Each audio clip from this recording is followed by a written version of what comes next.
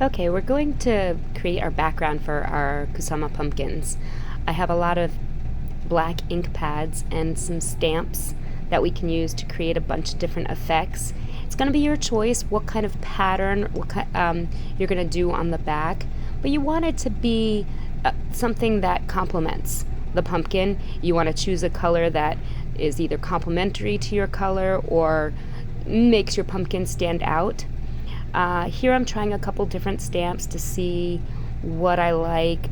This square one I like, but when I put my pumpkin on it, I didn't love the look of it. So maybe if I add something circular to it later, I'll like it more. The next one, I think I'll try some bubble wrap. I'll have a bunch of pieces of bubble wrap pre-cut for you guys. And the bubble side goes down into the ink pad.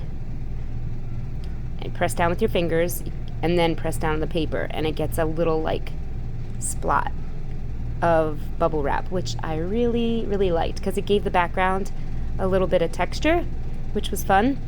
So I just kept repeating that over the whole page. And your fingers might get a little bit of ink on them. It does take a couple washes to come off.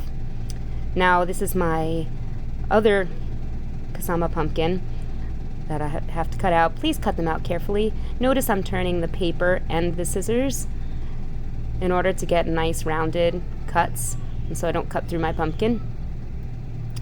And then figure out how you want to position it on your paper. We're going to use liquid glue. Get a bunch of little dots, not too much. We don't want it to stick out. We don't want it to ruin the paper. And hold it down for 10-15 seconds to get it nice and flat. And your Kusama pumpkin is done. Now when I put that one back on, the blue, I didn't think it looked like it had enough. It looked too simple. So I tried using this little cup to make little rings and with the ink pad, and it didn't come out very dark. So after I put the rings on, I liked the way they looked. I just traced them with my Sharpie so that they would stand out a little bit more, because I felt like this one needed more of a pattern. That was too simple with just the stamps. Now, if you're doing your job in class and behaving and staying in your seat, there will also be the option to use black paint to do some circular pattern behind your pumpkin. But it's not an option if you're not sitting in your seat and following expectations. And glue again and hold down for 10 to 15 seconds again. And I like that background better with the little rings on it. And now I have two Kusama pumpkins.